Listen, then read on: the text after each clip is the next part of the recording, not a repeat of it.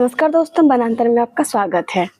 दोस्तों, आज की वीडियो बहुत ही ज़्यादा स्पेशल होने वाला है, स्पेशली आपके लिए। अगर आप अपने घर को इंटीरियर डिजाइन की तरफ करना चाहते हैं, आप चाहते हैं घर में कोई ऐसा प्लांट हो जो एकदम से लुक चेंज कर दे, रॉयल लुक दे, तो स्पेशल ये वीडियो आप लोगों के लिए है। क्योंकि इस वीडियो में मैं इंट्रोड्यूस करने वाली हूँ आपके सामने वो प्लांट जो दिखने में एकदम स्टाइलिश लुक देता है, एस्थेटिक लुक आपके कमरे की बढ़ा देता है, और वो घर के अंदर की जो एयर क्वालिटी है उसको भी फिल्टर करता है। जी हाँ, हम बात करने वाले हैं एलिफेंट ईयर प्लांट के बारे में। अभी तो ये मेरे पास सैपलिंग्स है, इसलिए ये पत्ते आपको छोटे दिख रहे होंगे, बट नॉर्मली इतने भी छोटे नहीं हैं। आप जैसे देख सकते होंगे, ये सिंगोनियम का प्लांट है। सिंगोनियम का 2-3 प्लांट मिल जाने पे जितना साइज में होगा उतना ही साइज में अभी उसका एलिफेंट ईयर का ये सैपलिंग का प्लांट है। तो आप अंदाज़ा लगा लीजिए, जब ये प्लांट ओवर ग्रो कर जाएगा या ग्रो भी कर जाएगा तो इतना इसका जो पत्ता है वो कितना बड़ा होता है, और एकदम शाइनी एंड ग्लॉसी लुक देता है इसके पत्ते, जो कि बहुत ही ज़्यादा खूबसूरत लगता है। तो आज के इस वीडियो में हम डिटेल में देखेंगे कि इस प्लांट को हम कैसे लगाएं, इसका सॉइल प्रिपरेशन कैसे करें और कैसे रखें, इसका केयर कैसे करें जो ये पौधा मरे ना, सर्वाइव करे, अच्छे से रहे। इस प्लांट के लिए मैंने सॉइल ऑलरेडी रेडी करके रखा हुआ है। इस ग्लास में मैंने लिया है कम से कम 80% मैंने सॉइल ही लिया है, गार्डन सॉइल। और मेरे जो गार्डन सॉइल होते हैं ना, वो ऑलरेडी जो कंपोस्ट मैंने बना के रखा हुआ होता है वो मिक्स होता है। तो अगर 80% मैं यहाँ पे आपको सॉइल बोल रही हूँ तो आप ये अंदाज़ा लगा लीजिए कि इसमें अभी 50% मेरा सॉइल होगा और 30% ही इसमें कंपोस्ट होगा। और मैंने इसमें ना और 20% के आसपास ऑलमोस्ट थोड़ा सा कोकोपीट और वर्मी कंपोस्ट था, वो ऐड करके रखा हुआ है। और फिलहाल के लिए मैं इसे ग्लास में इसलिए लगा रही हूँ क्योंकि मैं चाहती हूँ कि ये जो मेरा प्लांट है ये पहले रूट डेवलप कर ले। रूट डेवलप करने के बाद ही मैं उसे किसी बड़े पॉट में उसको ट्रांसफ़र करूँगी, ताकि जब मैं बड़े पॉट में उसको ट्रांसफ़र करूँ तो उसमें थोड़ा ज़्यादा और खाद वगैरह दे सकूँ, ताकि मुझे जल्दी इसको रिपोर्ट करने की ज़रूरत नहीं पड़े। क्योंकि इतने जो बड़े प्लांट्स होते हैं जिनके लिप्स बड़े होते हैं उनको बड़े गमलों की भी ज़रूरत होती है, उनको ज़्यादा न्यूट्रिएंट्स की ज़रूरत होती है, ज़्यादा खाना पानी की ज़रूरत पड़ती है उनको, इसलिए उनको बड़े पॉट चाहिए होता है। तभी फ़िलहाल के लिए मैं उसे ये छोटे से ग्लास में लगाऊंगी जिसमें ये रूट डेवलप कर लेगा। वंस रूट सॉइल के साथ अच्छे से रह जाएगा, एडजस्ट हो जाएगा इस एनवायरनमेंट में, उसके बाद मैं उसे थोड़े एक मिडिल पॉट में ट्रांसफ़र करूँगी। और जब वो अच्छे से ग्रो करने लगेगा, उसका लीफ बड़े हो जाएगा, तब मैं उसको बड़े पॉट में। तो फिलहाल के लिए जैसे मैंने आप सबको बताया कि अभी सॉइल मेरा पहले से रेडी है। तो ये प्लांट ना मैंने कल मैं मिट्टी लेने गई थी एक्चुअल में। तो यहाँ पे मिट्टी खरीदने जाओ ना तो आपको एक बोरा मिट्टी 50 रुपये में मिलता है, जो कि काफ़ी महंगी मुझे लगता है। अगर आप सिर्फ मिट्टी खरीदने में पैसे खर्चोगे तो पौधों की क्या ही बात करें। तो एक जगह पे मैं एंड मेरे हस्बैंड जो है ना, हम मिट्टी ढूंढ रहे थे कि कहीं से हमें अगर खुदा हुआ कोई मिट्टी मिल जाए तो काम चल जाएगा, क्योंकि फर्टिलाइज़र तो है ही मेरे पास, कंपोस्ट करके रखा हुआ है, उसमें ऐड कर लूँगे। तो मिट्टी ढूंढते ढूंढते ना मुझे ये एलिफेंट ईयर प्लांट मिल गया। अब इतना अच्छा प्लांट आपको फ्री में मिल जाए और आप छोड़ के आओ, आप गार्डनर तो हो नहीं सकते। तो मैंने क्या किया, कुछ भी हो जाए मुझे एक प्लांट तो लेके जानी है। बट वो जो जिस जगह में उगा था ना, ये ना काफ़ी जैसे मॉइस्ट वाला जगह होती है जहाँ पे पानी नाले वाले के जहारे होते हैं। अगर कोई एक वहाँ पे पौधा पड़ गया होता है तो बहुत ज़्यादा पौधा वहाँ पे उग जाता है, तो ऐसी जगह पे उगा हुआ था। चलो मैंने जैसे तैसे लेके आ गई। मैं 2 सैपलिंग्स ले लिए। मैंने कहा अगर एक सर्वाइव नहीं कर पाता है तो दूसरा तो सर्वाइव करना चाहिए, पर मेरा यही कोशिश रहेगा कि मेरा ये दोनों प्लांट अच्छे से सर्वाइव करें। तो फिलहाल के लिए मैंने दोनों के लिए सॉइल मिक्स करके रखा हुआ है। ये मेरे दोनों प्लांट है।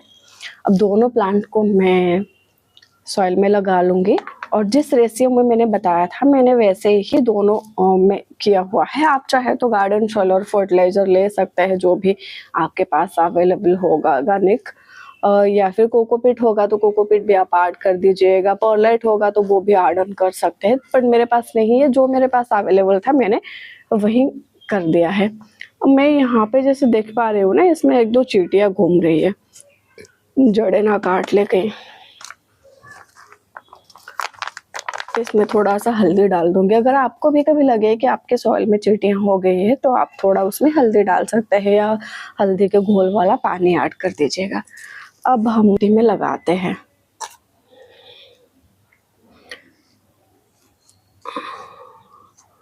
छोटा सा स्पेस बनाते हैं, रूट को डैमेज नहीं करेंगे, अच्छे से इंसर्ट कर देंगे। थोड़ा सा प्रेस कर दिए। अब जब तक इसमें रूट डेवलप नहीं हो जाती है, कम से कम तब तक हम उसे किसी छांव वाली जगह में रखेंगे। अब दूसरे प्लांट को भी लगा लेते हैं।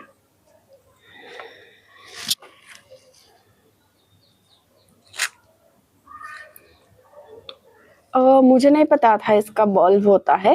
आप देख सकते हैं इसका बल्ब होता है। बल्ब से शायद नए प्लांट्स इसमें उगते हैं, जैसे रजनीगंधा का बल्ब होता है, ग्लैडियोलस का बल्ब होता है, डिफेन बिचिया का भी बल्ब ही होता है।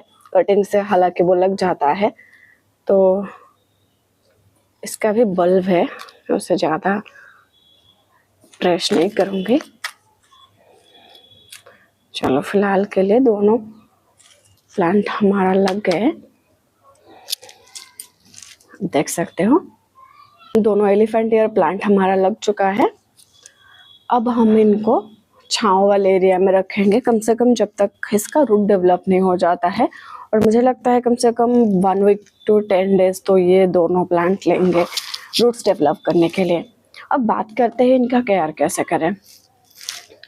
जब मैंने बात करी कि ये एक बेस्ट इंटीरियर प्लांट है, तो जाहिर सी बात है कि ये इंडोर सर्वाइव कर सकता है।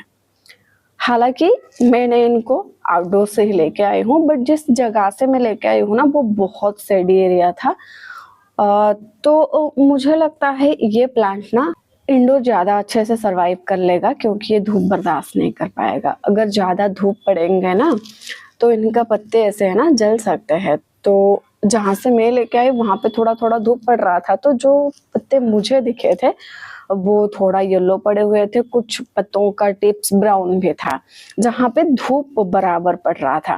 पर जहाँ पे धूप नहीं पड़ रहा था ना, जो कि बड़े पेड़ों के छांव के नीचे ही थे और वहाँ पे पानी के नाला गया हुआ था, वहाँ पे वो पत्ते इतने शाइन कर रहे थे, इतने ग्लॉसी थे, बहुत ही सुंदर लग रहे थे। और इतने बड़े बड़े उनके पत्ते, हाथी के कान से भी बड़े लग रहे थे, तुमसे बहुत सुंदर दिख रहे थे। तो जितना मैंने इसके बारे में पढ़ा और मैंने इस प्लांट को देखा कि ये सर्दी एरिया में बहुत अच्छे से ग्रो करता है, आप उसको इंटीरियर डिजाइन के लिए एक बेस्ट लुक देने के लिए अपने घर के कॉर्नर को रख सकते हैं। तो हाँ, ये एसी में भी सर्वाइव कर सकता है। रूम का टेम्परेचर का आप ध्यान रखिएगा और इसमें मिस्टिंग बीच बीच में करते रहिएगा, जो कि प्लांट के लिए ज़्यादा अच्छा है। अभी मैं इसमें वाटरिंग करूँगी, चिंता मत कीजिए, ऐसा नहीं है कि वाटरिंग भूल जाऊँगी। मिट्टी में नमी ऑलरेडी है, मैं हल्का सा ही इसमें स्प्रे कर लूँगी पानी। ये पौधे को सनलाइट बिल्कुल पसंद नहीं है, ऐसा नहीं कह सकते, बट हाँ ज़्यादा अगर सनलाइट पड़ेगा तो इसके पत्ते जल सकते हैं। अगर आप इसको इंडोर रख रहे हैं तो मैं ही सजेस्ट करूँगी कि आप 10 दिन में एक ही बार पानी दें, क्योंकि इंडोर प्लांट्स को जल्दी पानी की ज़रूरत नहीं पड़ती। कभी कभी होता है ना, हम उनको ओवर वाटरिंग कर देते हैं और इस वजह से रूट रॉट होना स्टार्ट हो जाता है और पौधा, क्योंकि ऐसे ही गलती मैंने करी थी मेरे स्पाइडर प्लांट के साथ। जब मैंने उसको आउटडोर से इंडोर शिफ्ट किया तो बॉटम वाटरिंग करना स्टार्ट कर दिया कि मेरा पौधा जल्दी ठीक हो जाए, और जिसके कारण मेरा वो पौधा खराब हो गया, हालांकि उसके रनर्स को मैंने पहले काट लिया और नए पौधे बना लिए। पर ये सारे प्लांट्स बल्ब से मल्टीप्लाई होते हैं, तो अगर गल जाएंगे तो बल्ब से पहले गल जाएंगे, अब कैसे मल्टीप्लाई करें। अब स्पाइडर प्लांट की तरह इसका रनर्स नहीं है ना, तो इसलिए ध्यान रखिएगा। अगर आउटडोर प्लांट को 1 महीने में एक बार आप फर्टिलाइजर देते हैं ना, तो इसको 2 महीने में एक बार दे देंगे तो वो भी काफी है।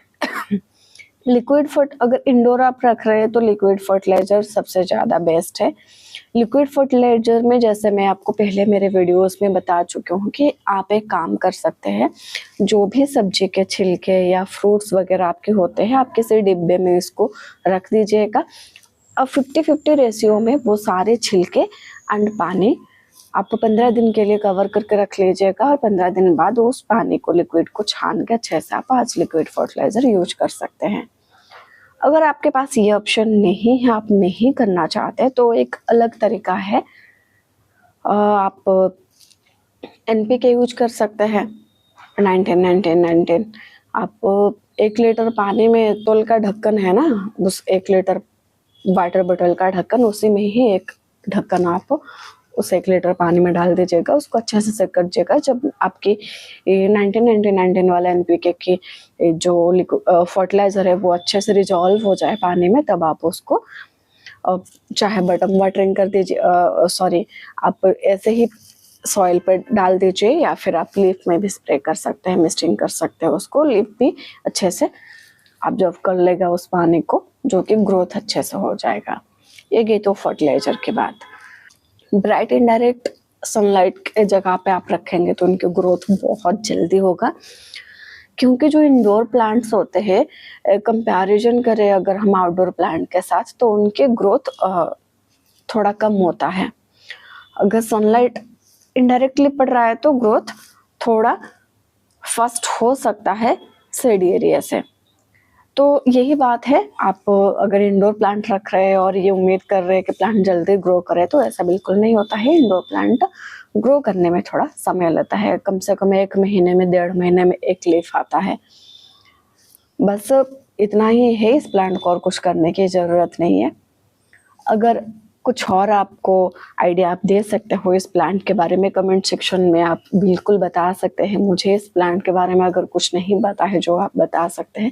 वीडियो पसंद आया हो तो इसको लाइक ज़रूर कीजिएगा, आप चैनल को सब्सक्राइब करना मत भूलिएगा, और हाँ, अपने गार्डन और दोस्तों के साथ शेयर जरूर कीजिएगा। मिलते हैं नेक्स्ट वीडियो में एक नए प्लांट के साथ।